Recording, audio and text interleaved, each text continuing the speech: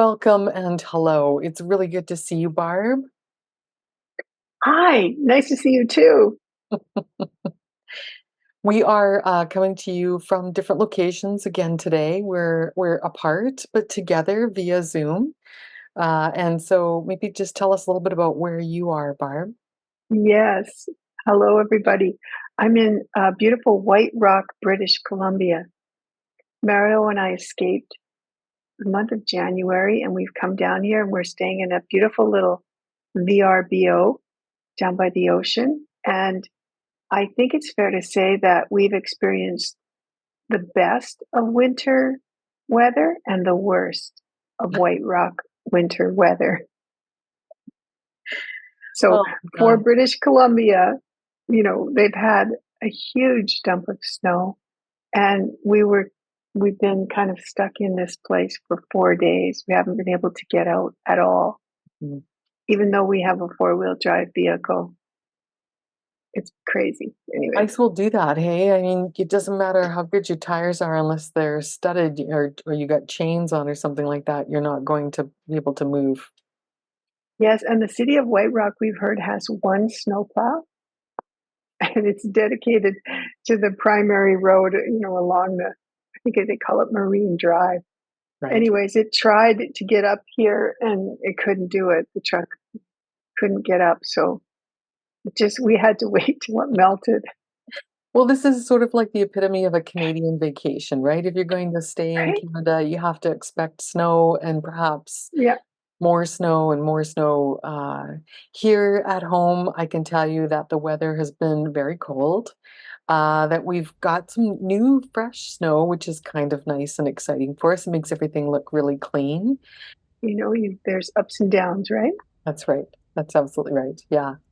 So we are here today to talk to you, our friends, about, the things that have been happening in our lives, projects that we've completed, projects that we're working on, classes that are coming up, some that we're teaching.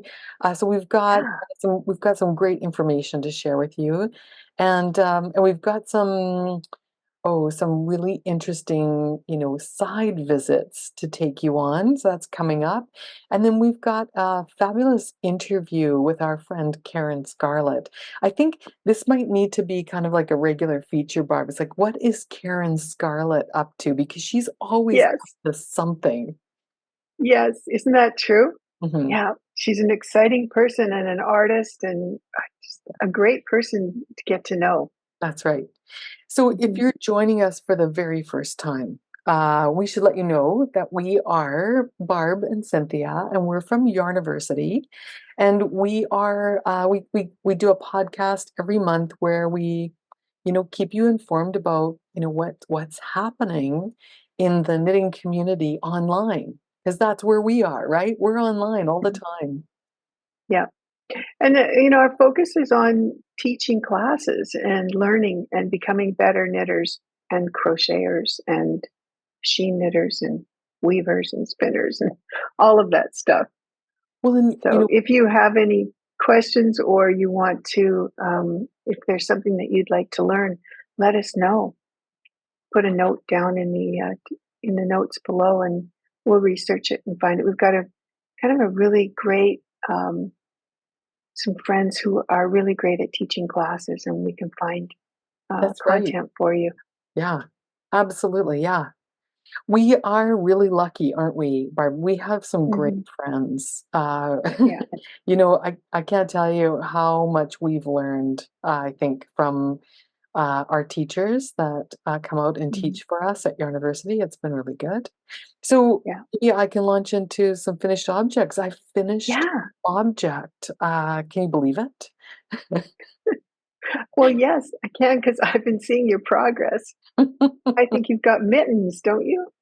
I do, and I have a hat as well. So let's start with the mittens. I've been Yeah. kind of like on a fiendish kick with mittens, and I know I pulled you into that kick as well because we're teaching a class for Rowan Connect this month, and uh, and the class is called Magic Loop Mittens. So it's about how to make mittens. Oh my God, look at all the mittens that you've made.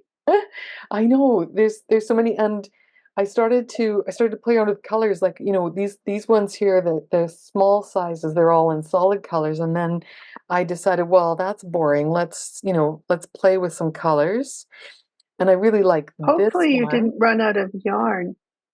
Well, I only made one of each size because I'm Right. testing them. But don't you just love the way the colors blend on this one? I do. I love the stripes. Yeah. Yeah. And then the very largest one is all navy. This one fits my husband, but it's really Really? on me. Yeah. Yeah. Yeah. So I've been having a lot of fun with mittens, and we'll come back to this with one row stripes. Um, and it's been in preparation for the Magic Loop Mitten class with Rowan Connect. But, you know, I ended up making mittens for my husband and myself. And it's just such a great project for using up little bits of yarn. And these are the mittens you made before you went on vacation. And they're Yeah. done Kid Classic. And they're so soft and fuzzy. What a great Yeah. yarn to use for mittens. Hmm. Oh, yeah. That's great. So tell us, a little bit about why you designed the mitten. Oh, well, I mean, I originally decided that I needed a pattern for the class, right? I mean, you can't do magic loop mittens without a pattern. Hmm. And then I was thinking about all the things that I like about mittens and all the Hmm. classes I've taken on mittens and the hole behind the thumb and the length of the cuff and every time I make mittens that are, kind of rounded around the top here, when I put them on, I feel like the top kind of torques around and I don't like that. Yeah. So I put into this pattern everything that I like about mittens, like how many stitches to pick up behind the thumb and how to reduce them back down again so you don't have a hole and how to make a round top on the thumb. So if you put another, pair of gloves underneath, or if you just like them to lay flat, there's no side edges on them, uh, Right. those kinds of things. And then the whole idea too about using magic loop to make mittens, I think is really exciting.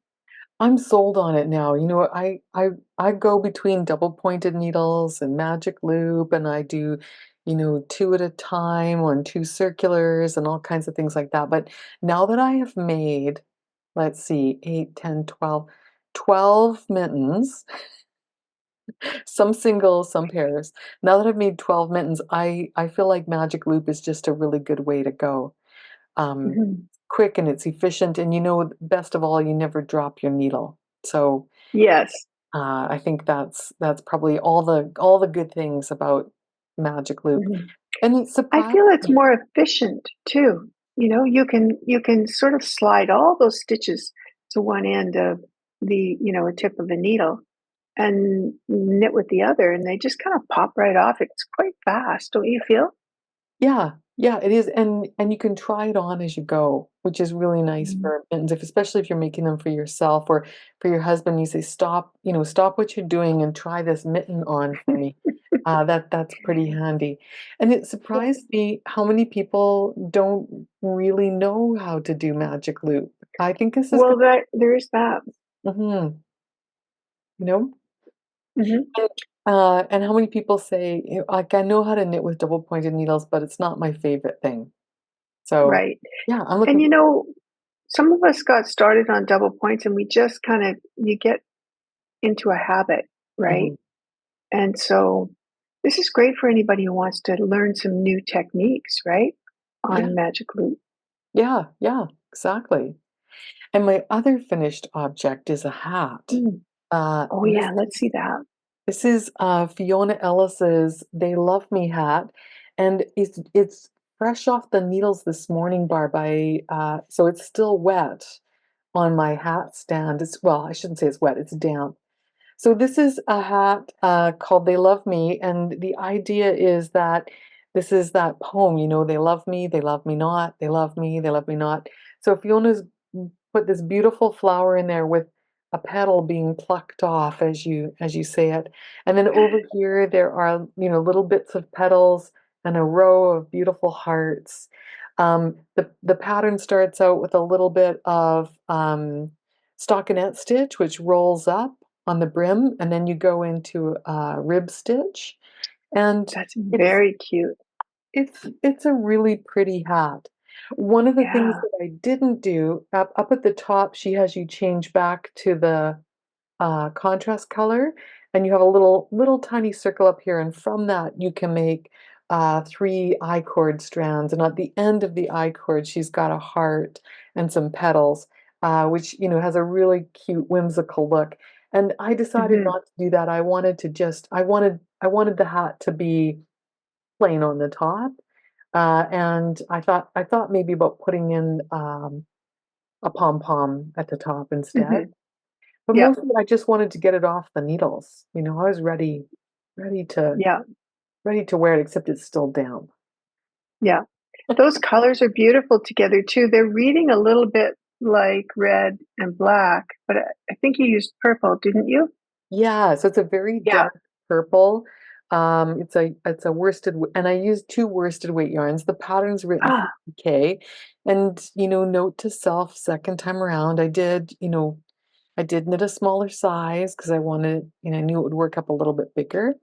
But I should have used two DK weight yarns because the hat's a little taller than it would have been if I hadn't. So, uh, it's fine for me. I don't mind that. I kind of like it a little no. poochy, but Yeah. I should have used a DK weight yarn. This would have been beautiful in Eden by Handmaiden, and I do happen to Right. have enough to do that. So maybe there'll be a second hat coming up. But Yeah. funny story about this hat. I counted and I cast on and I knit my rounds here. And then when I got into the ribbing, I switched so you switch needles and you switch colors, I'm sorry. And you start knit one, purl one, knit one, purl one, knit one, purl one. And when I got to the end of the round, I didn't have enough stitches to finish off my repeat. I would have ended with two knits, no purl. So we're teaching another class for Rowan called Crochet for Knitters, and I thought, like, there's not enough room in here to like squeeze in another stitch and pull it up, but I bet I could crochet it up. So I saved my last stitch to be my purl stitch. I took the tail of one of the yarns and I just kind of knit it up, put a fake knit stitch into the ribbing with my crochet hook, and you'd never know the difference. Like it was I felt brilliant, totally brilliant doing it. Yeah. Isn't that nice? That's great. So yeah. So there's another example for you in the crochet class that you can share. Yeah, yeah. This is the little swatch. When we're done the crochet class, everybody will have a swatch where they'll be able to cast on, Oh, bind off. We're going to do some buttonholes with crochet. We're going to fold over an edge and crochet down the seam. We're going to work into the edge. This is stockinette stitch, and you know how stockinette stitch likes to curl? yeah. I've completely cured the curl just by crocheting along the edge, the Oh way my you do God, in that's kit. fantastic. Yeah, I have to tell everybody in my machine knitting group about this yeah, because yes, would be great for the curl on machine knit stuff. yes. It's like the crochet that we do for steeking. So I'm gonna, you and I are gonna teach everybody how to crochet on the edge like you would if you were putting in a steek, like cutting it up to stabilize the edge. Hmm. But you can use that same technique just to make the edge of your stockinette stitch nice and flat. Yeah. And then you can add things on afterwards. You can make a border. This picot edge here is done with a crochet hook instead of with a knitting needle. Wow. And all of these stripes in here are combinations of um, just a little special technique that you can use with a crochet hook to add a vertical stripe in your knitting A without vertical stripe. doing Yes. intention. So I'm really Oh, Cynthia, excited when is about that. that class coming? So our classes with Rowan Connect are going to be on February, just looking at the dates here, February 23rd, 24th, and 25th. Registration is already open, so you can register for the event. You pay a registration fee to attend the event, and there's lots of free stuff in there.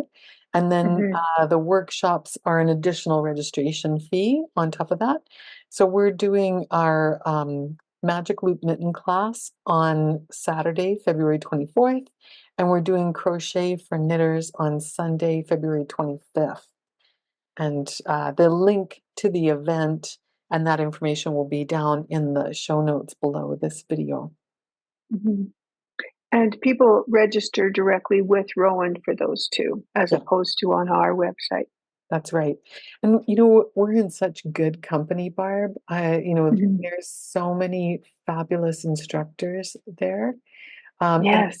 there's not just knitting classes, there are crochet classes. There's a mosaic crochet class that I'm thinking if the timing's okay, I think I need to, well, actually it doesn't matter. We could be teaching at the same time because if you sign up for a class, they record it and you have 14 days to watch it. So Yeah, that's nice. Because mhm, it's really busy too while we're teaching. So having access to that a little later on yes. when life calms down a little bit is great.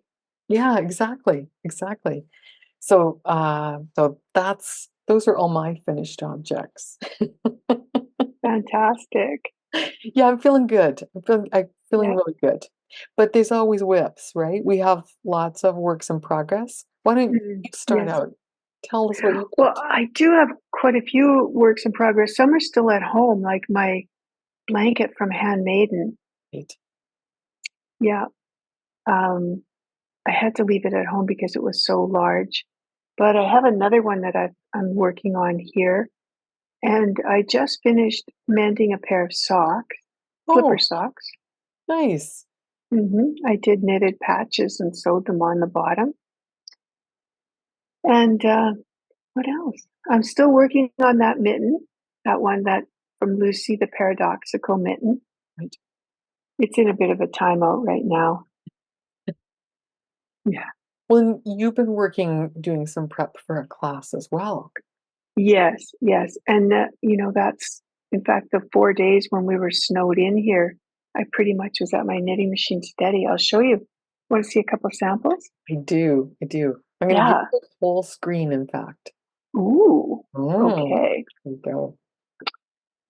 So this whole class that I'm teaching is about slip stitches, and it was one of our friends, Joy, wanted to know how she could use her knitting machine to knit, in particular, Andrea Mowry's the shift pattern. And it's a pattern that uses slip stitch, but it also has in the slips, it takes and it turns a stitch around on the right side to create a little bump on the surface of the work. So I don't have my shift sample, the whole one that here that I did in the past, but I've got this little sample. And if you look really closely, there's a slip stitch that runs across here, Okay. and then another row of knitting on top of it. Slip stitch is usually done with 2 rows, but on the second row, you take and you turn the purl stitch into onto the right side. So Ah, usually when we're knitting on our knitting machines, our work faces us like this, and it all looks like purl stitches. right, So we right. take one of the purls and turn it around, reformat it with a tool, a Hmm. transfer tool or a latch tool, and we reform it into a knit stitch. And that gives us this bump on the face of the work. Ah, So so it's really nice. It's really decorative. is it like a pearl bump on the knit side? Yeah, Ah, exactly. okay. That's how you do it. And then I did a few more where I spaced these out. Instead of alternating them, I did them in vertical. Yeah. And these are 4 stitches. Those No, these ones are one by one. okay. and these ones are 2 by 2. Those little 1 by 1 ones look really cute, like, they're like little Don't they? knots. Yeah. I know.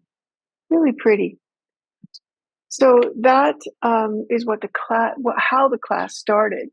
But it's really more about using slip stitch to create patterns and textures, because I'll show you a few more. This swatch here is called Morse code. Oh, And so, yeah, it's sort of like a dash and dot type of design. yeah.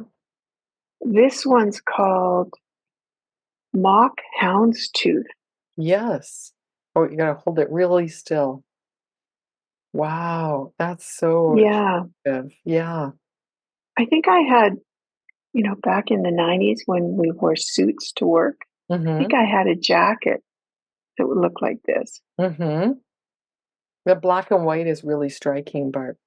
It is, isn't it? I did all the swatches with high contrast so that you could really see them. This next one that I'm going to show you is called bricks, and it just looks like bricks. Right. So this is where the brick is in black, and then I thought, what would happen if I changed colors?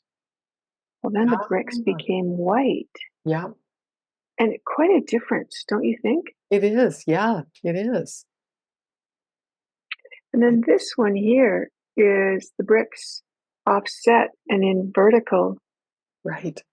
instead of, Instead of in a brick pattern, you've got them stacked. yeah, Yeah. yeah, and a few extra rows, 2 extra rows between each of the bricks. Okay. This one is mosaic knitting. Oh, that's gorgeous. Do you like this one? Yeah. This What's one the was difference? called chains. Okay. What's the difference between mosaic and slip stitch? Or is there a difference? Well, not really. I mean, here's the back of my work. So mosaic always has you use the same colors for row 2 that you used for row 1. Okay. So you're stacking. With slip stitch, you can switch that up. But often, a lot of these slip stitch patterns have you do that too. You establish the pattern on row 1, and when you go back, you do exactly the same colors over top. Yeah. Wow, that So in I pattern think looks really nice. the floats are a little longer on this one, Mhm. and I'm not really sure that they're reversible, but Reversible I in think what it's sense, Barb? if your pattern is a little smaller. I mean, on this one, this is slip stitch on the reverse stockinette side, and this is the right side when you have Oh, these textures, right. Wow, that looks really cool. doesn't it? Yeah. So I've seen amazing garments done out of, say, just a stitch, like this one. Mhm. Wow. You could slant it one way and then slant it the other. Right, These right. almost look like braids or cables, They look like cables. Yeah. Yeah. don't they? Yeah. Yeah. So this is slip stitch as opposed to mosaic. And Okay. mosaic is just way more decorative and usually 2 colors, Right. whereas slip stitch quite often you'll see it in one color. Right.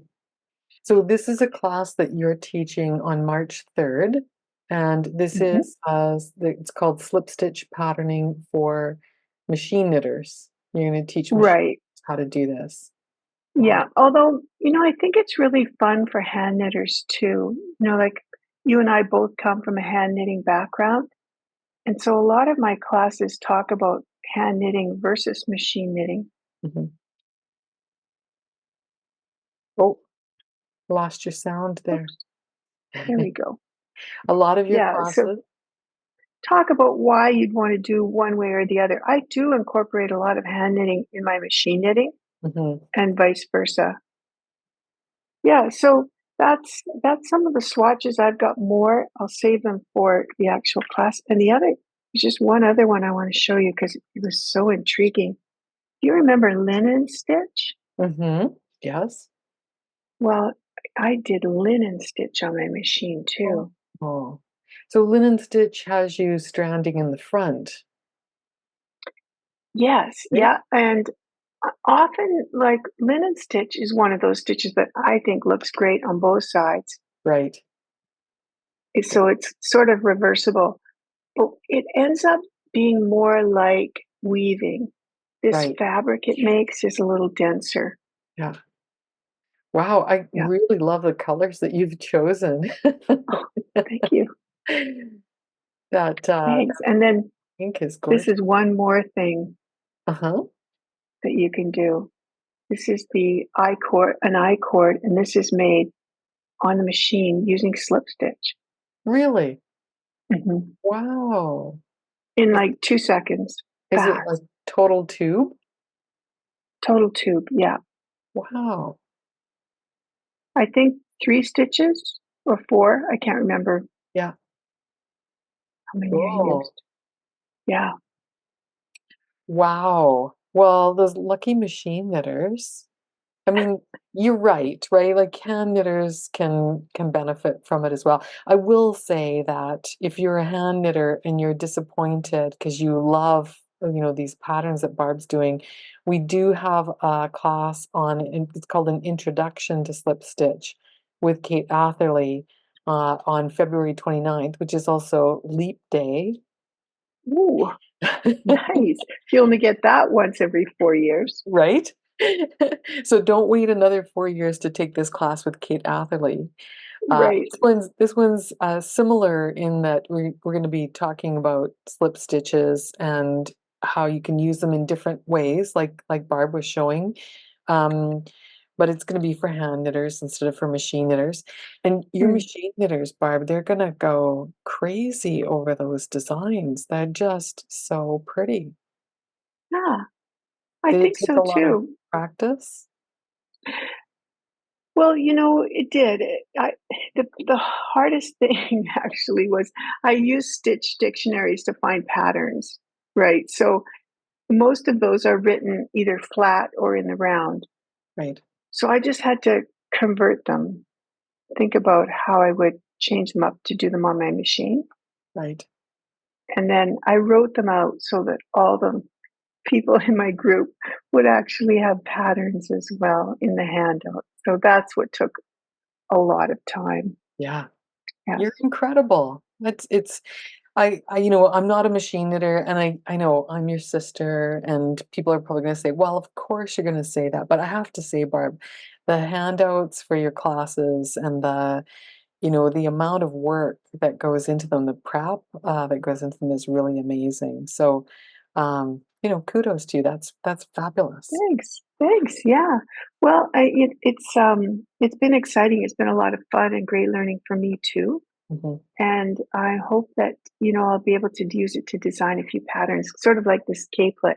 This Yes. was another one that was done with slip stitch, Yes. and I call it, Let me give you the full spotlight again.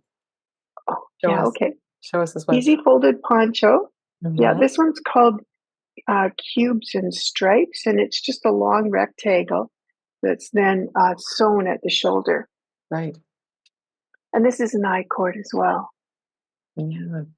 It's Yeah, so beautiful, and I think, the patterning is gorgeous, but I also think, Barb, the colors that you've chosen for that are really gorgeous. thanks. Yeah, it was a beautiful blend of autumn colors from uh, Ancient Arts, Lascaux Fine. Yeah. Huh, Hmm. that's really nice. So are you going to publish a pattern for that? Or take the class, I suppose, and you'll be able to do it? Yes, I'm going to talk about, yeah, how to take these patterns. And it's not hard at all, Cynthia. You just do a swatch. And once you find out your stitch and row gauge on your swatch, then bingo bango. You just do the math and Yeah. We often think about classes in terms of products or projects, right? Like, that the Magic Loop Mittens class isn't just learning how to use Magic Loop. There's a mitten that you're going to do, right? Or you could. Mhm. you wanted to. But there's a lot of value in taking classes where you just experiment and play, or you're motivated, or you learn how to, like in this case, right? You learn how to manipulate the stitches on your machine to turn That's knits into right. purls, or to strand past it without it catching, or whatever, and then you can take what you've learned and apply it to, your favorite projects or That's right. folded poncho. That's absolutely correct. Yes, and the whole idea too about deconstructing some of these patterns. You know, um, I've given like a lot of different patterns, but you could have so much fun just playing with one of these and changing them out. Taking a half or a quarter of it and making different striped sections on an easy folded poncho. My Right. mind's just been going wild thinking about the possibilities.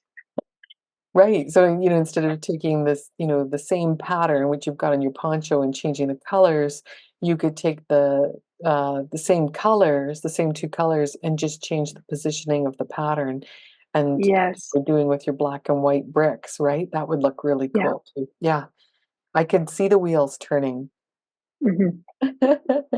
So stay tuned. I'll show you more when we actually do the class in March. Okay, okay, that's Yeah, great. That sounds really good. Well, maybe we should talk a little bit about, well, actually, I was going to say maybe we should talk a little bit about what's coming up in terms of classes. But before we get to that, let's talk a little bit about some design work that you and I have been doing. So sure. we just published two new patterns on our website. One is called the Round and Round Beanie, and this one features one row stripes. And I'll hold up my mitten again because this is an example of one row stripes, and I'll put in some photos of the hat that you designed. But what got you interested in one row stripes, Barb? Yeah, well, this all came about because you and I were talking about how we can use up leftovers, create something that looks like, a fabric that was meant to be, that we would really like, and ways of sort of marling or blending different colors to create something that looked more cohesive. Right. And the cool thing about one row stripes is that you can easily do it in the round. It's Yes. quite a bit easier to do it there. But yeah, it is a really good way of transitioning from one color to the next, isn't it? And in the beanie, in the hat project, the idea is that you could take two smaller balls of yarn, neither one is enough to make a hat, and you kind of combine them with these one row stripes, and you get a third color. Yes. Yeah. And really, any two colors look great together. Mhm. Yeah, for sure. I think one row stripes are brilliant too. I would never be afraid to wear that in a garment. You know, um, there's so much transitioning that you can do. You can blend those colors. You can add in other finer yarns to create third and fourth different combos. So, yeah, Right. lots of fun. And then the whole idea about doing it in the round, where you've got one color chasing the other, it's such a fun knit. I Mhm. think once you learn how to do that, anyways, couldn't stop. I made hat after hat after hat. I love the idea of, like, you got two balls of leftover yarn, like, with my hat, I've got these two smaller balls of purple and red, and kind of put them in a basket, and then, a little bit later on, you say, oh, like, I really like the way those two colors were. I should put them in a hat, in one row. Yeah. Yeah, yeah. Or a mitt. Look what you've done with your mitten. Yeah, yeah, exactly. You're absolutely right. This was using up leftovers. I didn't have, there's one, so two colors here, a third color here, a fourth color here. I didn't have enough of any of those colors to do the entire mitten, but I think it looks really, I would do this again with full balls of yarn. Yeah. Looks really neat. It's one of those happy accidents, right? Mhm. So the pattern is called the Round and Round Beanie. And the other thing I think that's really cool about this pattern that you designed, Barb, is that in one of your examples, you used a yarn that you double-stranded along with a yarn that you single-stranded. Yeah, I think I had a ball of chunky that I loved. It was a cashmere yarn, but I only had one. And so I was able to use it along with another two yarns that I doubled up to give me the same gauge or Mhm. similar gauge. It really doesn't have to be exactly the same because it's a hat, but it was close. Right. And so, yeah, that was the inspiration for that one. Well, I think with these one row stripes too, you can use a slight variation in thickness because it's evenly distributed. Whereas if you were doing, say, two row stripes or three or four row stripes, you might end up with a little bit of, bulging from the bigger yarn or something. Yes, Right? yeah, for sure. Yeah, excellent.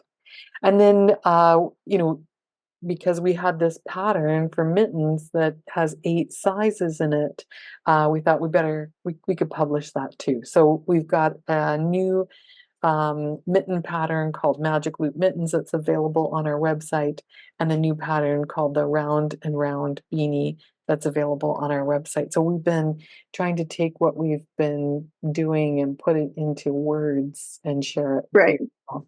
Yes.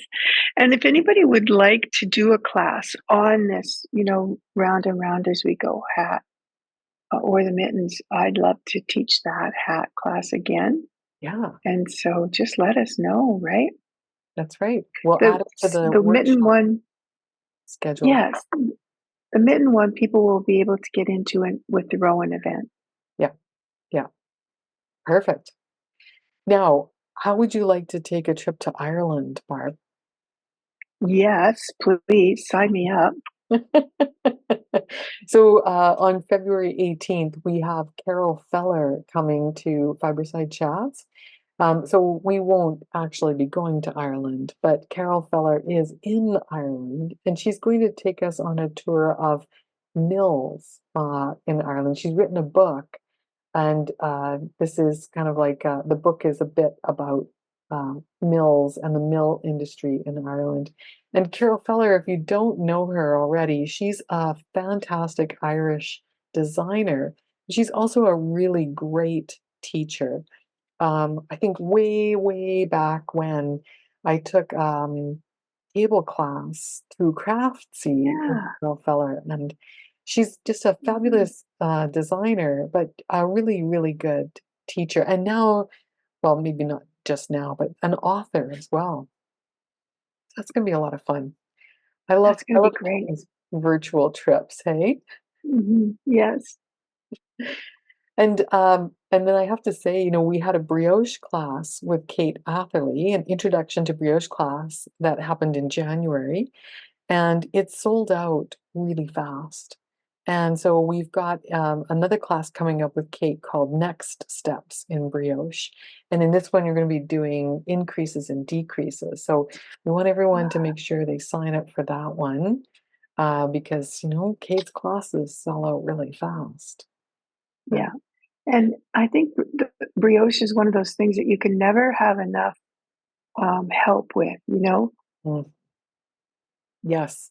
And practice. I mean, that's part of it too. I guess, you need to have a project. And so both Kate's introduction to brioche and her next steps in brioche focus around options for projects. She's got lots of beautiful patterns for brioche that's not, it's not what am I trying to say? Not terribly complicated. They're beautiful and they're intricate, but they're not, I don't know, it's not like shawls, where you've got brioche from start to finish that just scares me. It terrifies me. I want a project that I can start and finish and feel successful and still be able to practice and, you know, make a mistake and try fixing it, right? So that's going to be really good. That one's on February 27th that we have Kate coming for Next Steps in Brioche. And already talked about the slip stitch colorwork class that she's doing We've got one more in March on mending. And Mm. uh, this one's going to be a lot of fun too. You know, Kate's really pragmatic. So her mending class, I think, is going to be full of excellent advice on how to fix things, particularly holes. They're, you know, nothing worse than having a hole in your knitting, right? It's going to happen. It's just going to get worse. So, got to be able to fix it. Yeah. I think mending's being used a lot for embellishment nowadays too. Yeah, So yeah, yeah, exactly. Oh, and then there's one more class that I really want to, you know, tell people about because I'm so excited about it. It's Ann Budd's top down set in sleeve sweater class. It starts yes. on March the 12th. You know, Barb, do you have a favorite sweater construction type that you like? You know, are you big on Yeah. raglans, for example, or I do like a raglan. I love the set-in sleeve, and I've taken Anne's class, and I would definitely take it again. I think a set-in sleeve is such a great way to go to make a sweater that, fits most body types. Mhm. But there is something about the top-down raglan that's appealing as well. So, no favorites, but I think the more sweaters that you can make and the more help that you can get.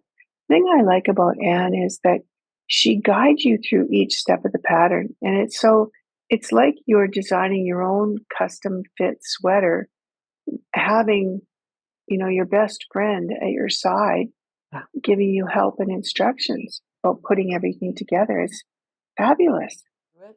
And how to put the sleeves in. There are no seams in this construction, so you're gonna pick up stitches for the sleeves and work short rows to make the sleeve cap. And I think those are the kinds of things that you really struggle with, and we see people who really struggle with a paid pattern, you know, trying to figure their way through a top-down set-in sleeve. Well, and So, I think the difference between it is that you can find a top-down set-in sleeve pattern online, but what Anne does is she teaches you how to make that sleeve the size that you need for you, and that's a big difference mhm, because, who wants to go through all that effort and then find that your sleeve the designer is maybe, a tiny person or designed it just for her. Her arms might be quite a different size than yours. yeah. And so to be able to have that customization, I think just ends up taking all that time and effort that you put into it and having you have success on the other end. Agreed. Yeah, yeah. So it starts on March 12th. It runs for 8 weeks. We do 6 live sessions with Anne. They are all recorded. And so, you know, if you're not able to make the session, you can still catch up with the recording. We have probably about 25% of the people who attend will do that. They might be working or taking people to appointments or, you know, going to school, whatever. And they'll just catch up in the evening or at a time that's convenient for them. But that rigor of doing something every week means that you get it done. And that feels so good. Yes. Yes. And it gives you a something to work towards too, right? Like you're seeing everybody else's progress. So you want to have something to show as well, right? Yeah. Oh, and you're inspired by people, you know, like the wears, you know, the colors that someone chooses, the yarn that someone chooses. We all kind of share that information with each other, and that makes it really special as well because you think, oh, you know, I'm gonna use that yarn next time. Looks really good. Or I'm gonna do a V-neck instead of a crew neck, whatever. Like, you know, you get really good ideas by being in classes. So that's fabulous. And so we'll put links to all the classes and the information about them in the show notes down below. And that kind of concludes our agenda in terms of you know, what we've been up to from a design and teaching perspective, Barb. Now you've been taking a little tour of some places, and you've shared some video and some photographs from that. And you know, I've put them together in a little bit of a slideshow, but I'm fascinated by where you've been and what you've been doing. Yes, who would have thought that in this, little area that I'm in, there's so much creativity and art, but there really is, yeah. Well, here we go. So, yeah, let's start here. Okay, so this town, Lyndon, Washington, is just across the border, and it has the most beautiful art center. This is a historic building that we found out was the old city hall, the Oh, old city morgue, the old city jail. So it's got a ton of amazing history to it. And they've converted it to people from the town, the Jansen family, taken upon themselves to form an art center and get funding and make the building beautiful. So they've had it restored. And inside are the most beautiful rooms that house looms where you can weave.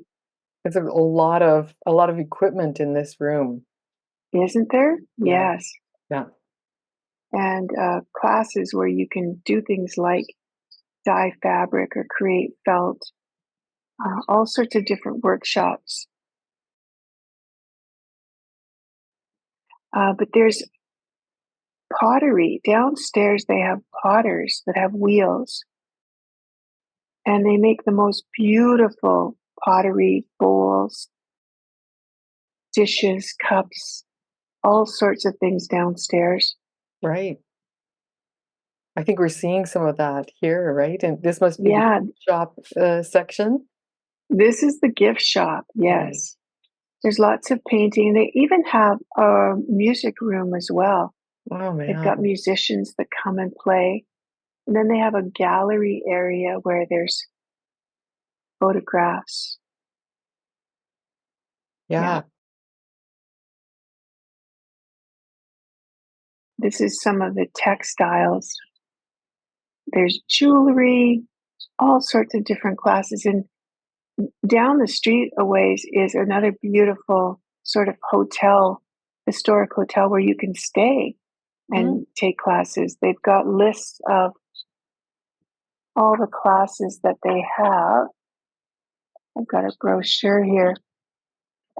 This year for winter, yeah, they've got lots of different weaving and wall hangings, felting classes, indigo dyeing. So you can take classes.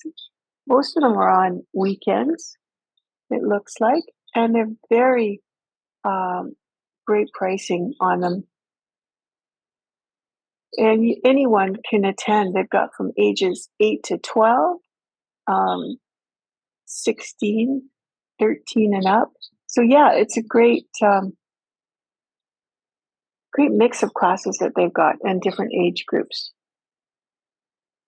Mm. These were some mosaic paintings, like Right. pieces, artwork, And felted wrist woodworking? warming. Mm-hmm. You Mhm. could buy these. Yeah. Aren't they amazing? Yeah, they're beautiful. Look at that bowl. Oh, it's just gorgeous. Did you come home with anything from here? I try to restrain myself. Well, then a little bit later on, you went to Bellingham. Is that right? Right, yes. So I had to check out Northwest Yarns, which is where one of the ladies who was weaving got her yarns from. It's this shop here, and this is a old historic building. There's two stories to this building. That was Victoria there winding some yarn, and there's my brother-in-law and sister-in-law. Mhm. They were so patient as I took, them through shop after shop. So was Mario. It looks like it was a Uh, nice day when you were there. it was a lovely day. Yeah, I saw you got attracted by all the embroidery floss. I did. Yes. And Yeah. there's macrame. There's a lot of weaving in their shop. They've got a nice area where you can come and sit and work on your projects. Mhm. They And even sewing do machine. sewing. Yeah, sewing classes and fabric. Mhm.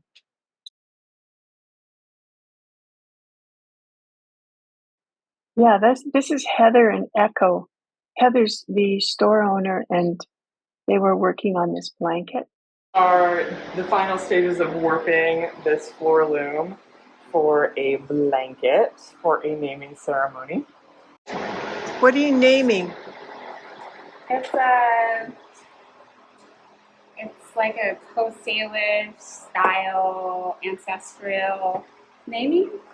And so our people from this area, we blanket people.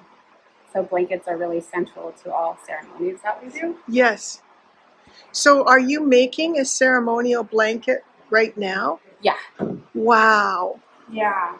Okay. And tell me a little bit about the equipment that you're using. Okay, so this is a Jefferson loom, which were originally made here in Bellingham, I think in the 80s. Karen and Lance Howell used to make them. And so it's walnut and oak with stained glass. And the part we're doing right now is we are attaching it to the front apron rod we're lacing it, which will is a way of tensioning it. Right. To make sure all of the strings are the same tension. Wow. And you're using a really nice chunky yarn. Yeah. That looks like Malabrigo or... This is Brown Sheep Burley Spun. Oh, Yeah. lovely. It's a U.S. company. Yeah. American Sheep, I believe. Nice.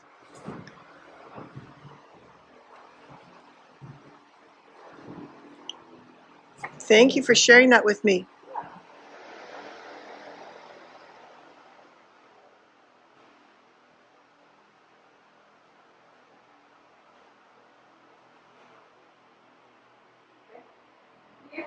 Okay. What I want to do is test. Yeah, so lots of weaving there, hey? It's kind of like a weaving place. Yeah. Lots of looms from all sorts of different manufacturers. The shop, too, has such an amazing smell. You walk in the front door and you can just smell fleeces Oh, really? and roving. Yeah. Very, very pungent. The whole upstairs there has Yeah. got spinning wheels and fleeces and roving and dyed, undyed, you name it. Mm-hmm. So you can smell a little bit of the farm still? Ooh, yeah, lots. Yeah, it was just beautiful, so colorful. Nice. And I'm sure those spindles are for classes or for sale. Mm-hmm. Yeah. Oh, And then ah, I found out that just down the street is the home of Spin Cycle Yarns. no kidding. No kidding. This is a little box outside their store where you can put in a ball of this or that. Want to can come and take it or trade it. This was Rachel, this shop owner, and I just happened to catch her on the day that she was in at the store. They have fabric as well. I had no idea. Yes, they do. This store site not only is this main store for Spin Cycle, but they do have some other products and lines there as well as their own. And then they have these cones, weaving yarns, and fabrics in this shop. Mm. They have another location as well where they do the production and the dyeing. I didn't get there, but it sounds like a fascinating place as well. Everything in this shop is curated so lovely. The colors all were color coordinated and displayed so well. This is all, yes, all their sweaters that are done out of spin cycle yarns, their Wow. samples. I like the hello tags on them. That's really Isn't funny. Yeah. isn't that nice? Yeah. Yeah. And there you could tell there's a love of plants. There's so many plants inside the shop. Yeah, they do love color, don't they? Hmm. Mm. Yeah, and the yarn is so unique. I mean, it's all looks like it's hand spun. So many different colors in the same strand. And these look like ball cages. They do, and I think they're little purses, or you can put a ball inside and knit right from them or spin from them, and walk and knit at the same time. Yeah, it's really cool. I see what you mean about plants. Hmm. They're everywhere, aren't they? Yeah, Yeah, yeah, very green store. that's nice.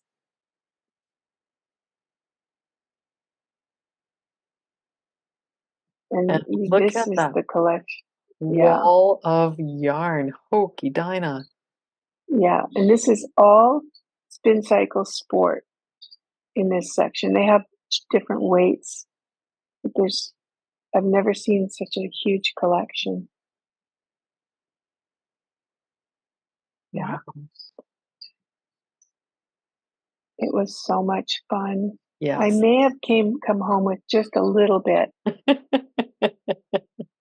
Just a little, huh? just a little.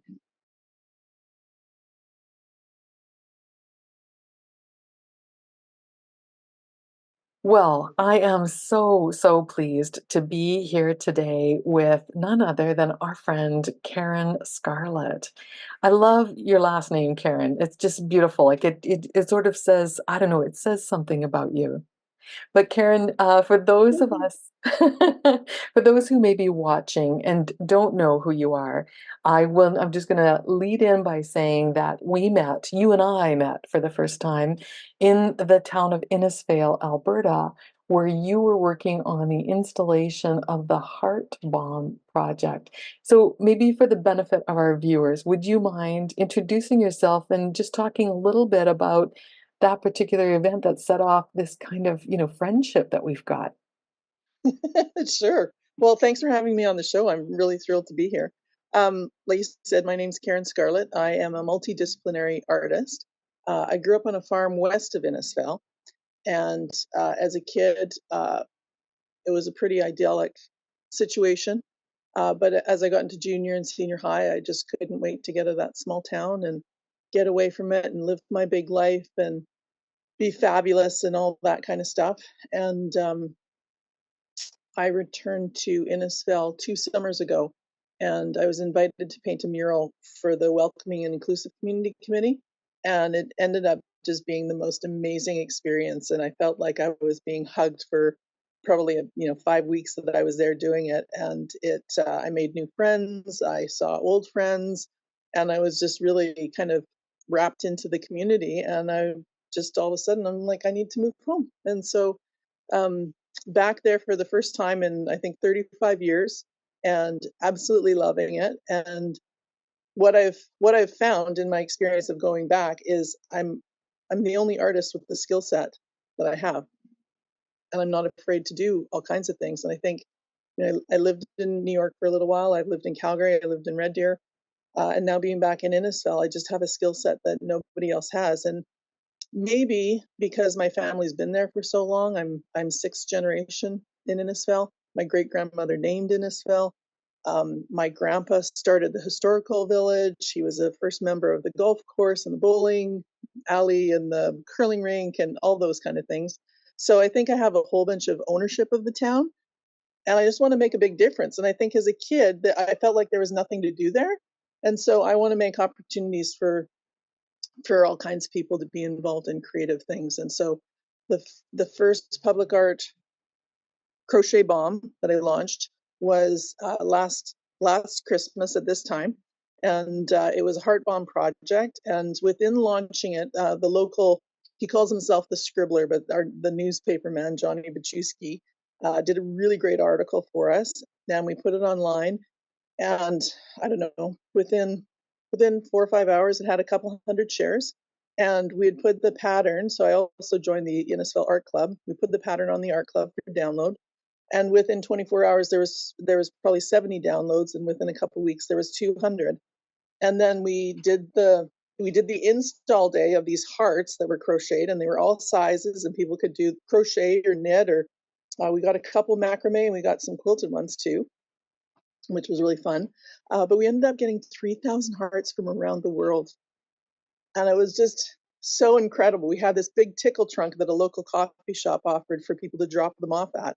And then the day of the event, we had probably about 350 people come out, and we had a barbecue, and it was just incredible. The local fiddlers came and played, and it was really special. So I'm launching another one right away, which I'm pretty excited about, and it's going to be granny squares, and they're going to be kind of pinched together on the corners, and we're going to put them up at the fence of the historical village. So hopefully they'll look like antique quilts.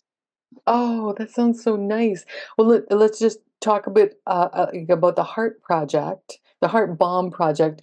The idea there was to kind of do an outdoor installation of hearts around the senior center, if I Right. remember correctly. So in Innisfil, the Autumn Grove Lodge and the Innisfil Hospital, and the actual name of the hospital is escaping me at this second, but Rosebud Center maybe.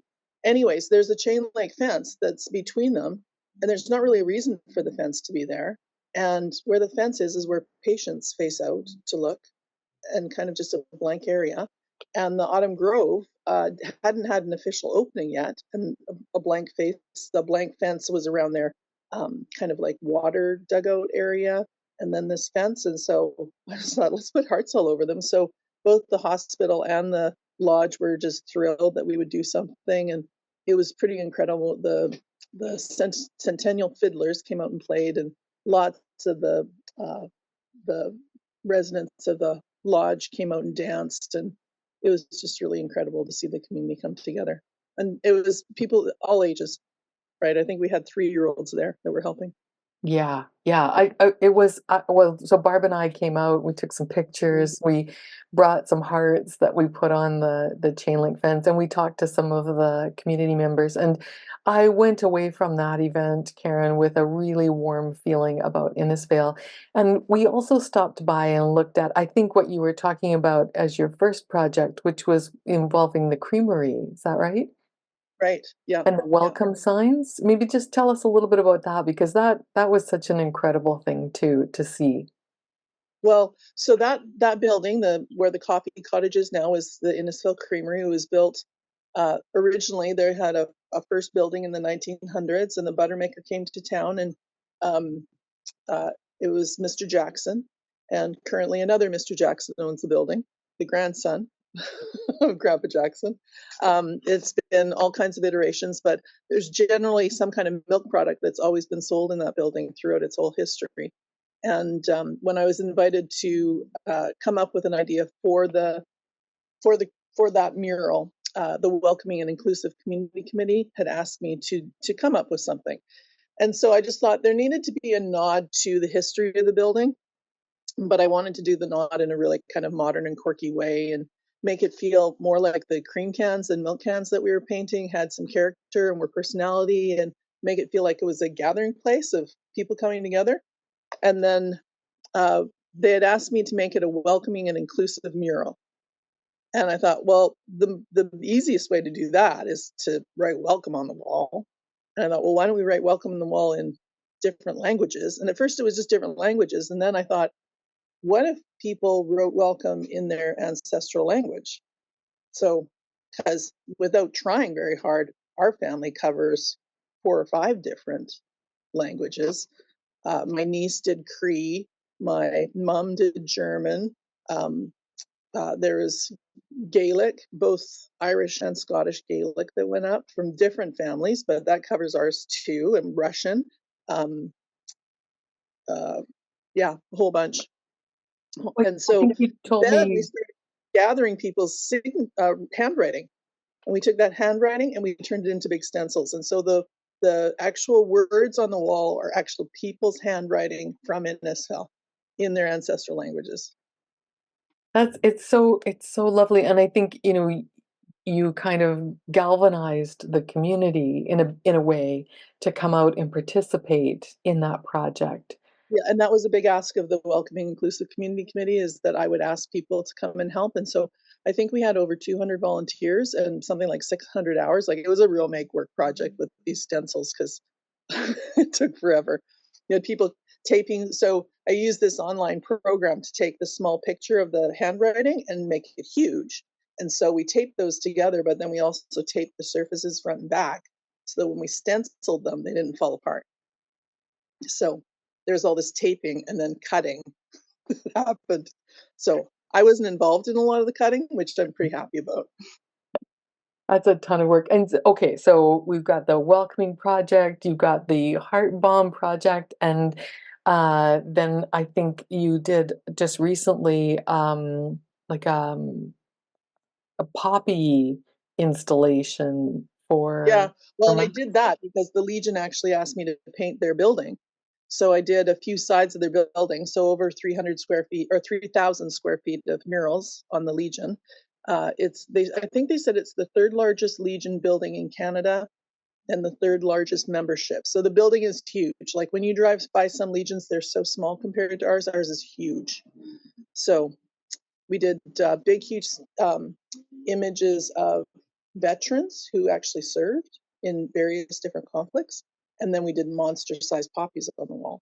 And when we launched that, I thought, well, there's going to be a ton of people that don't want to come and paint, but I know I've got people who want to crochet and knit.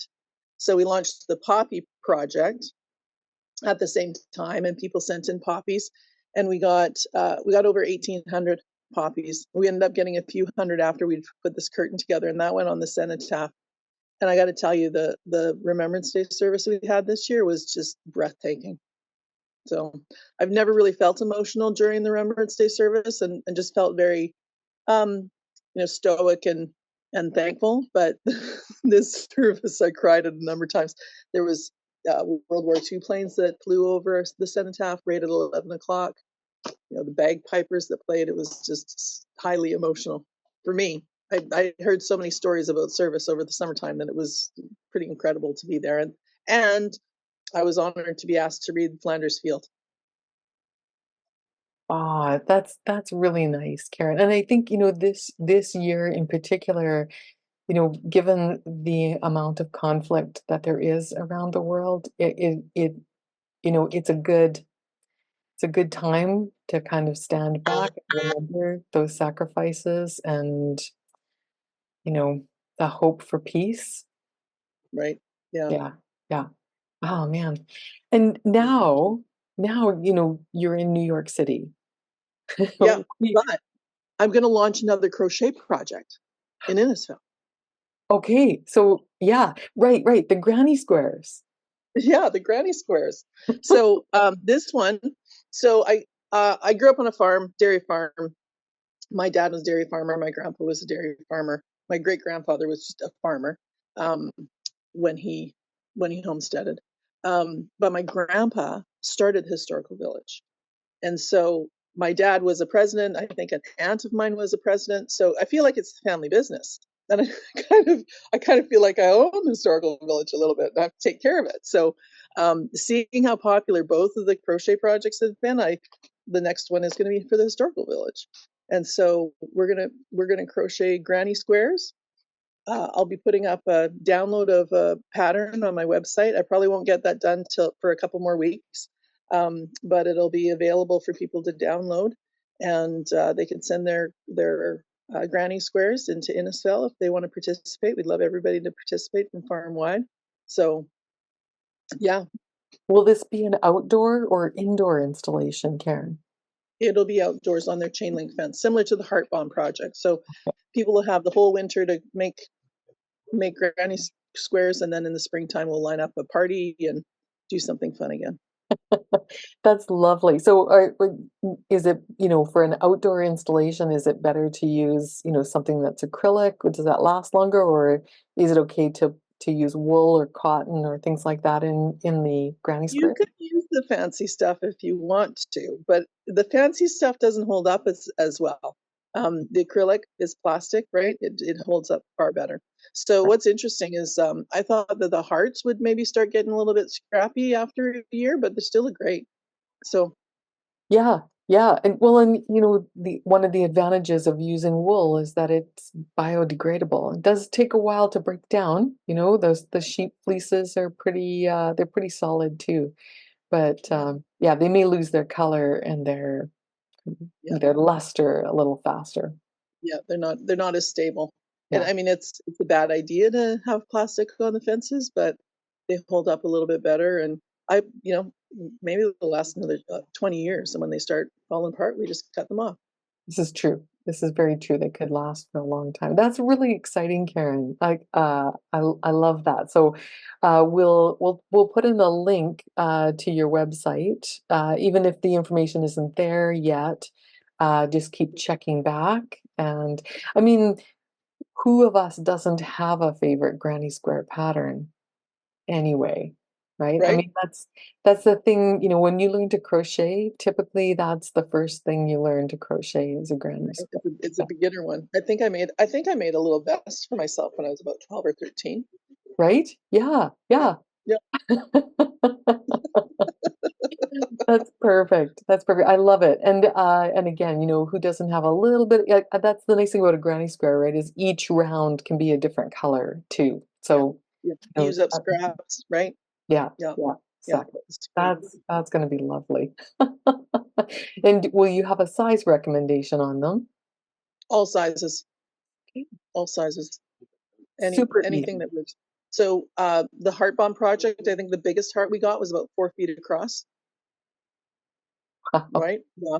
I did a few that were like this size, I think. Just and I put them up a couple weeks before the event just so that people could see them and get a sense of what was happening. And we had little tiny things that were just like a couple inches across and they were super cute too. So Yeah. any size works for sure. Oh, that's gonna be phenomenal. I'm looking forward to that. I was gonna say I'm a secret crocheter, and that's not what I mean. I'm primarily a knitter, but I love to I crochet. am too. Yeah. And it just depends on the project. So I love granny squares. They're great. So Well, I went to New Year's party over in Long Island, and my little buddy Elizabeth is 12 years old, and she's a prolific crocheter, and was telling her about my project. So she's going to send me some hearts that I can add to the heart bomb wall. And she's so excited to do some granny squares, and I'm going to videotape and show her where her stuff's going up. And Aw, that's yeah, so nice. So nice. right? Because Okay. I think the thing that's amazing about it is community, right? Like community is so important, and community doesn't have to be your neighbor. Community can be your neighbor that lives on the other side of the world. Absolutely. Yeah, absolutely. And depending on when it is, Barb and I will try and come out and take some video so we can do a follow-up a little bit later and show everyone, kind of how it all That'd be turned perfect. out. Well, and then you and Wilma and I have to go for dinner. So We should mention Wilma. So Wilma's a networker. yeah, yeah. Wilma and I met during that first art mural project that I was doing, and she's had decades of experience in human resources. So my skill set is not human resources and managing people. So it's a little bit in the deep end when that project was happening. But I learned lots from her about people management and standing back and understanding what's going on. And she's a knitter and crocheter as well. And then I found out that this whole little group that came out to help mostly at the mural was part of the art club, and so she's now the president of the art club. That's perfect. And in terms of those connections as well, I believe that Wilma and Barb used to work together at TELUS. I Uh, think I think you're right. I think that might be part of the connection. I mean, it's a small place. The world is a small place, particularly now because we can all connect, via YouTube or Zoom or Right? we have all these wonderful technologies that allow us to get together and to be part of a wider community, but with an impact in a small place. It's really nice. Not that Mhm. Innisfil is such a small place, but it's It's certainly a nice small. smaller place. I, It's a I look small around at the place with space a I'm in, and there's 40 million people in this small area, right? The same amount that we're for, yeah, 40 million, same amount that's in Canada. like the Oh, entire population of Canada could be in New York City. yeah, I just have to do this, and I can touch them all. So how did you end up in New York, Karen? I know it's temporary. I know you're not, it's not like you're moving there or anything like that, but what brought you to New York City? I did move here once before, but I left. So this is really fun. So way back in 1995, I did hair and makeup on this cute little girl that came to get pictures done because I used to be a hair and makeup stylist for photo shoots. And we ended up becoming friends, and we went out a few times, and then kind of lost touch for a couple months, and then we both registered for interior design and didn't know it, and we both tend to be late. So the first day of class, I'm looking for where we're supposed to be, and she's looking for where she's supposed to be. And she says, "Excuse me, do you know where room blah blah blah is?" And I turned around and I said, "Benny," and she said, "Karen, what are you doing here?" So then we hung out every day for 2 years and became good friends. And now she runs VLDG with her partner and her husband, and they do boutique hotels mostly and high end residential. So this is my second project I've been invited to do with them because they do extremely high end and very modern, and my work tends to be quite traditional, so it has to be the right kind of fit for the right project. So I actually have the other project that I did with them is on a news feature that CTV did of me when I came home, and it was for, I think it was about 155 pieces of art, original pieces of art that I did for a hotel in Miami called the Royal Palm Hotel and Resort. And so this is the second one. So, and what I'm so excited about is that I tend to not do fiber work for sale because I'm slow at it. And so it takes me time to make it happen. And so I get to be immersed in this fiber project for a little bit. Pretty exciting. Yeah, so that's what's happening right now is you're creating artwork for a hotel and a hotel bar. Is that right? Yeah, so the hotel is called the Draper, and it's in the Fashion District, and the bar is called the Pleat Bar. So I'm doing 4 huge hoops. They're 3 foot diameter, and they're being woven with patterns. Spring, summer, winter, fall are kind of my stepping off points for those. And then I've also done these panels that are going into a door. It's called a door portal. I can do a little sketch for you so you can pop a picture in Okay. of what it's going to look like. Um, So are you able to show us some of your work in progress? yeah. So I've got 2 little small pieces. You can kind of see them there. Oh, yes. So those are the returns on them. And then I'll just go over here. So I've got the other 2 pieces in the front entry area of the studio. Okay, so describe this to us, Karen. Where is it going to go and what is it made of and, you know, what, So these are spools of thread, 1,000 meter spools of thread. So the expensive wow. ones. We looked at doing the really big serger kind of pieces, but they have, the angle to them so that you can get this herringbone pattern to Right. happen. So right now I have them sitting longwise down the wall, and they actually are going to go across. Okay. And then the return is going to go back into the doorway. What do you mean by the return? What is that? So those little pieces that I showed Ah, you. okay. So if you think these turn sideways, Yeah, so longways, right? yeah. And then those short pieces will be screwed onto them and they'll go into. And so I this would be the doorway that you come through. Yeah. And so this is a detail on the millwork that would be, and there'll be more panels below, but they'll be plain wood. So these, what's going to be interesting is when they fit into the millwork, they'll also have some casing that comes out that's Okay. going to have some space, and then they'll have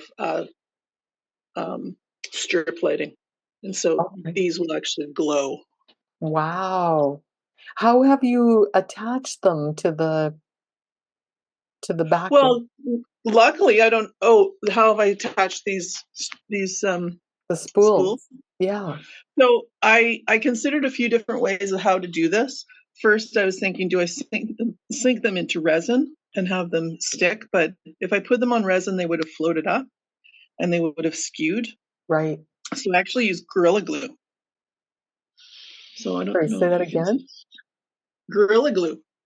Gorilla Glue. Yeah, I use Gorilla Glue. Oh, there you can see some a little bit Yes. shiny in the underneath Yeah. spot. Where's that? So you can get a variety of different Gorilla Glue. So this, I use the clear Gorilla Glue Yeah. just on the back. And I also glued it in the spot where the thread was sticking out at the final wrap point, Yeah. so that the thread would stay wrapped in. And I had one spool that was, I had gotten some Gorilla Glue on the side and it was super shiny and I was hoping to get it off. And so I started kind of pulling at it. Yeah. I couldn't even get it to like kind of give a creak that it was Right. coming off. It's just like on there so solid, it's not ever going to come off. Right. Oh, Yeah. man. So then once I got those on, then I did 2 layers of gloss varnish on them. Oh, on top of the thread. Yeah. So then the thread won't move. So you can Right. see all the patterning, right, Yeah. Yeah. of the wrap, but it's Wow. all sealed in. So, Karen, did you have to go out and buy all these spools of thread? Yeah. Did people think you were crazy? Like, how many spools of thread did you have to Well, buy? you know what? I tried to get a wholesale account and I couldn't get a wholesale account. So I ended up finding the cheapest spot, which was a place in Colorado. And I ordered boxes and boxes and boxes. And I counted the boxes number at one point and then now I can't remember. So I'm going to have to recount the threads. And I Yes. can tell you how many hundreds of spools how Wow. spools I have in here. But it is a small fortune. Yeah. Is there a pattern to the color placement, or is it completely random? No, it's totally random, and but I did a dry fit before I glued them in. So Right. when I set up the boxes, I put in blocking along the edges so that the spools went to the edges and didn't come over top of the edge. And I Right. just used cardboard for that Wow. to keep it in line and so that nothing would roll off. Yeah. And then literally I ran around the sides. So then this is kind of an interesting detail. So this is where the return is going to shoot back on this end. And so you can see a little tiny hole here and a little tiny hole. You can't see it in there probably with the lighting. Right. You Right. can see there's holes here and then Right. a hole in the end. And then Yeah. so that will be screwed into that return. And then I've got extra spools that would be glued into place in these spots. Ah, okay. Yeah. Karen, that's amazing. Just amazing. Yeah, isn't it pretty? Yeah. Yeah. It sure is. Yeah. Yeah. Okay. Now, talk to us about the weaving. Are you a weaver? My grandma was an artist, and we would go to grandma's house probably 3 or 4 times a week because we had lessons. We always had music lessons, skating lessons, sports, because we lived on a farm, and that was our rally point. So we were always there. And she was always working on something. So she did weaving for years. And I remember, I think I made my first guitar strap weaving when I was probably 8 or 9 or something, right? It was Okay. the Yeah. 70s. Yeah. 70s when everybody had that kind of thing. Yep. So yeah, I started weaving young. I haven't done tons of weaving, but Yeah. I love anything that has to do with fiber. Right. Fiber is my true love. So So it second looks is my boyfriend. looks like you went shopping. Yeah, That's I did. It was lots of fun. So this is kind of hilarious. So we went shopping, and the shop that was kind of we were on our way to a couple do errands, and the shop that was on the way was Biscott Yarns, and we got in there, and the woman who was helping us was like, "Oh yeah, we're a Canadian company. We're from Montreal." I'm like, what? So I was excited that I was able to kind of have a Canadian piece in here too to go along with me. Yes. Well, I Yeah. noticed the yarn, the blue yarn that's just over to the left that says Patrick Knits on it. Mhm. This is one of the founders. So the founder is a woman named Louise Roberts, and Patrick is her husband, and he dyes his Oh, own line of yarn. So that's very cool. oh, Yeah, wonderful. And I got a couple of those. So I also got this one. This nice. might be my favorite one. It's those, that's heavenly color for me. Yeah, So that's beautiful. yeah, so you can kind of see like this is winter, and I was hoping to get a really light roving to go with this. Right. Winter, autumn. This Yeah. purple can float in between different stuff. This is spring, the greens. Okay. Yeah. I think actually this one could look quite nice. Mm-hmm. Greens as well as this Patrick one is really quite pretty with it It's too. gorgeous. Yeah.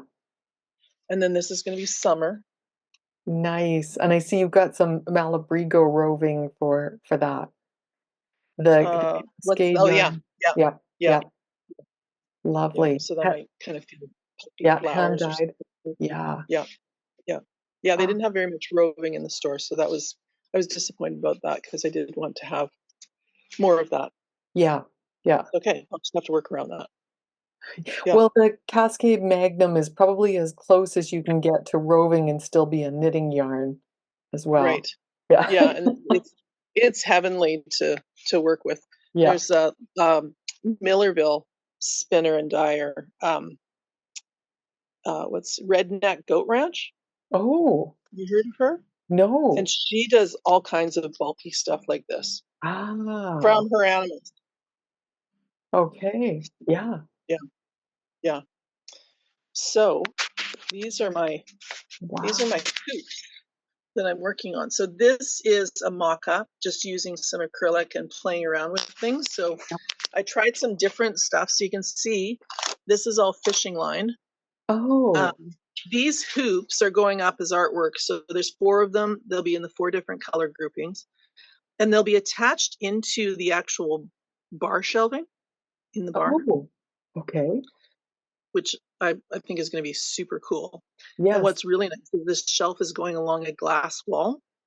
And Mhm. so you'll be able to see the artwork from inside the bar, but then you can actually go outside on the rooftop patio and Oh, see the artwork man. in the patio. Wow. So did you have to get these hoops custom made? Yeah, they're still being custom made, and the stain color still has to be committed to. So I Gotcha. actually don't have the hoops in my hand yet. Right, right.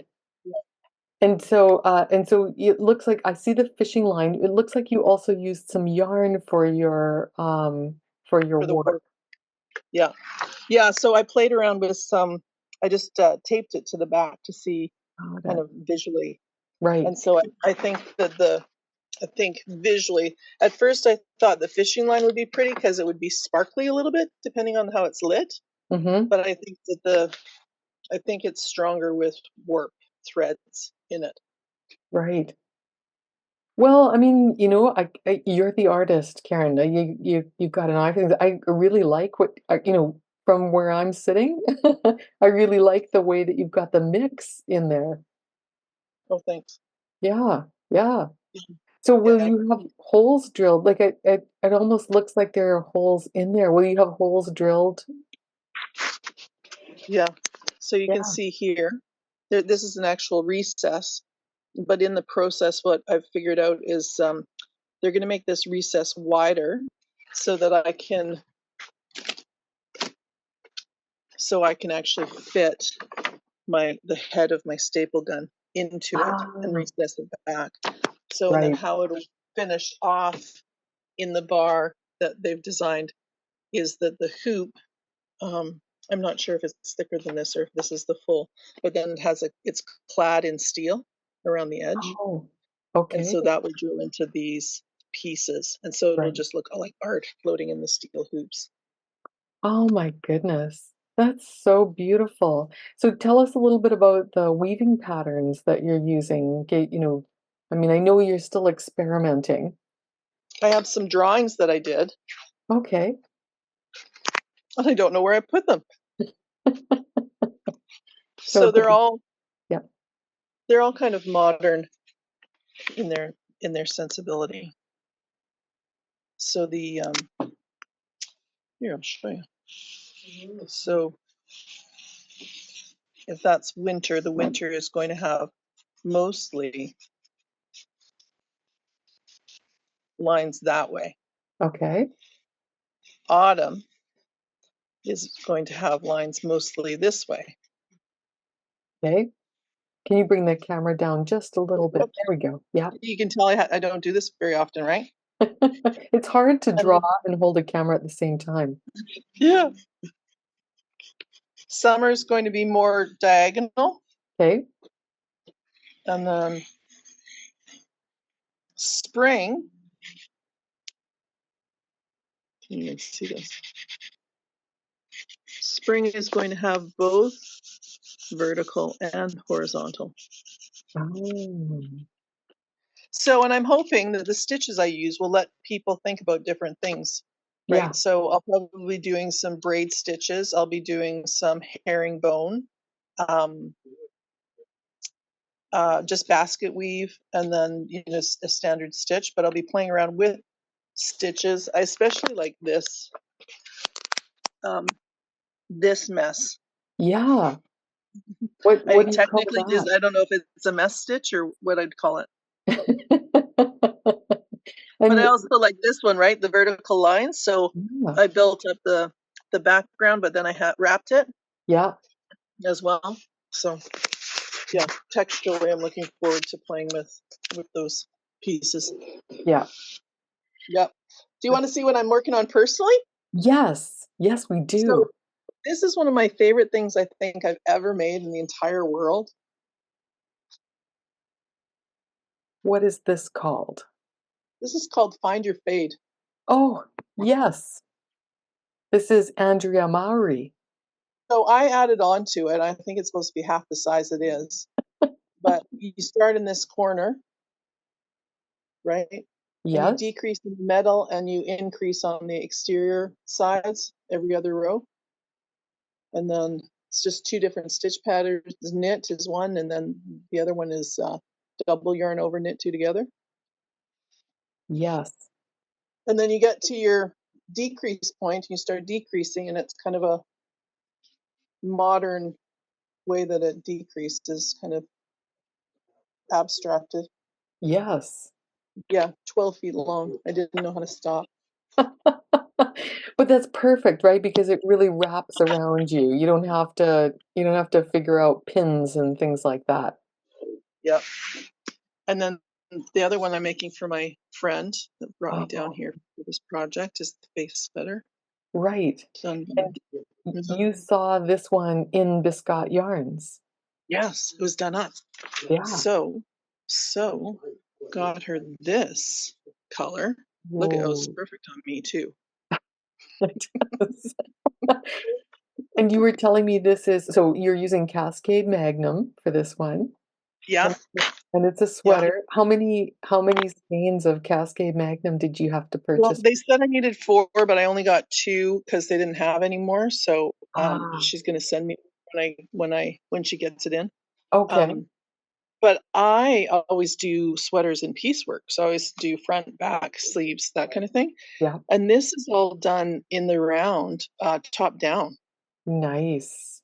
Yeah, And and it's what what did we size say the needles? stitch was? Yeah, Chinese waitress cast on. yeah. Is that the first And time you've done that cast on? yeah, first time. Never heard of it before. Cool. Yeah, I really like it. I think I might be using this all the time now. Right? It's What nice and clean. yeah, yeah, it looks really nice. What size needles are you using with that giant That one, yarn? Yeah. Is size that of my finger. my man hand fingers. And then this is one. What's this one? Flyaway Mm-hmm. by Drops. I got this on Ravelry. It's just a vest. Yes. And the yarn is by my girlfriend in Calgary, Jen Thomas, who runs Fiber Goddess. You can find her Nice. online on her website and Instagram and Facebook. She's got social media channels. Right. She's fighting the patriarchy. Patriarchy. So love them. That's lovely. So what kind of yarn? Is this a lace weight yarn or a fingering weight yarn or? This is fingering weight, Yeah. but it's setting up a little bit differently than I thought it would. It's not nearly. I thought it would have a little bit more weight, so I think I'm gonna start again and put more weight into the bottom. Right. You like And make the bottom a little longer? heavier. Mm. I'm gonna do a double row or some kind of. Maybe I'll do some kind of ruffle thing just so it has more weight at the bottom and hangs better. Okay. Okay. Because I don't think it's gonna hang like this at all. Well, you know what? What I'd advise, Karen, is to do before you take it apart. Yep. Consider it to be your swatch. It's a nice large swatch, and get it wet, and put a couple of pins in just to encourage it to lay nice and flat, and just see what happens after it's been washed, because Locked up, but well, it's a good idea. makes a lot of difference. Yeah. Yes. Right. Yeah. Yeah, I always forget about that part of it. It's my least favorite thing. I just want to pop it on when I'm done. And the other thing too is that it's I'm knitting it in two pieces, so it's supposed to be one side and then you knit the other side.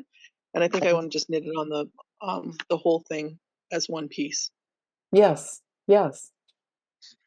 because it's Yeah. one of those kind of tests, right? Yeah. Yeah. Yeah. So I also felt Good. like that. Yeah. And first, I have to. Well, the other thing, Karen, about doing, about washing it, even if you just wash it, lay flat to dry, Yeah. you can just take a piece of yarn and a thread your stitches off your needle and onto a piece of yarn, and then you can soak the whole thing. But the good thing about doing that is that then you can check your gauge Right. and sure that you're getting the same number of stitches per inch or per centimeter that the drops designer is as well. Yeah. You know? It's pretty close. I had to play with the numbers a little tiny bit, and I played with the needles too. Yeah. So it was pulling for smaller needles, Mm-hmm. I think, and it wasn't giving me the space that I needed. So Yeah. I'm happy with Yeah. the Yeah. No, I love the color and the hand-dyed kind of modeling that you get right. in the color. That's really pretty. Yeah. Yeah. Nice. Yeah. Is there a color that doesn't look good on you, Karen? Because Yeah, there is. There totally is. Like blue. really. Well, I've decided that blue doesn't look good on me. I'm one of those weirdos that I have to feel special, and blue is the most popular color in the world. And so because it's the most popular color in the world, it's not for me. Well, I love the green on you. That's really nice. And I mean, I have to say blue is probably my favorite color, and It's purple. everybody. It's like 90% of the population is like their favorite color is blue. It's a thing. I made this dress too. They did Did all these you? like kind of little pinch. Yeah. Did you follow a pattern, or are you just like, are you a creative sewer? I'm an artist. Um, my mom gets mad at me because I don't think I've ever followed a pattern in my life. So, I tried. I tried when I was younger, but I have a really hard time sticking with a pattern. Right. So, like when I said about this stuff, I'm just going to change things around. It doesn't intimidate me at all. yeah. See, yeah, I get it. I do. Although I have to say, like, I'm not an artist. Oh, Yeah, I get that. My mom wasn't an artist, but my mom is the best knitter I've ever seen. Like she can have a full on conversation doing cable work. Yeah. Yeah. Well, I I don't think know. that's the, tie that binds the artistic folks, the, super creative folks, and those who are maybe, not so I like to follow a path that's been written down. I'm, one of those people who will use knitting as an opportunity to create and doing exactly what you're doing, which is to deviate from the pattern. But typically, I'll knit the pattern first, and then I'll go and do the deviations from it. So I find that knitting and crochet and all fiber crafts allow me to be creative in a way that I couldn't do otherwise, perhaps. And I think for you, you might say, well, I like to be inspired by the picture. Yeah. You know what I find, the reason I love hand making anything is because it shuts my brain off, and it's the most important aspect of controlling my mental health and being stable. So I have to knit, and I have to sew, and I have to make art, and I have to have the time to shut my brain off because the rats go a little bit. And there's a my brother took his life when he was younger. My mom has spent time in a mental hospital. So is one of my sisters. The rest of my family struggles with it. So we're very aware that we need to keep a handle on it. And so it's one of the reasons that knitting is such a big love and fiber is such a big love is that I need it. Thank you for sharing that with us, Karen. I that's deeply personal, and I know that but hopeful to so many people. I think as soon as you said I need it to shut my brain off, I could instantly relate to that, right? Yeah. Just have a little bit of quiet time. Yeah. Yeah. My little friend Elizabeth that I was with on New Year's Eve, and I said that was my favorite thing about crocheting is that it shuts my brain off. And she just looked at me and yes, yes, you understand.